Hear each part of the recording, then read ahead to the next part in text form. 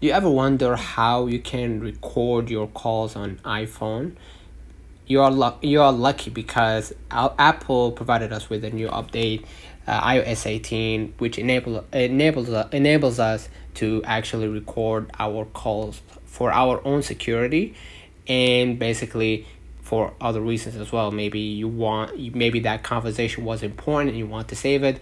You're gonna be able to do it now with the new produced Apple feature. So go ahead to the settings, right? And then you're gonna just go ahead to pin down apps, right? Scroll a little bit down till you find the phone, click on it, right? Then basically you're gonna be able to see in the calls section, you're gonna be able to see an option for call recording. Go ahead to the call recording and then basically make sure that you turn it on, so whenever you have a call, you're gonna be able to record it right away. You can just go ahead and call anyone and then just go ahead and record that call as like a voice recording basically. So let me know in the comments if this video helped you. Don't forget to like and subscribe, and thank you for watching.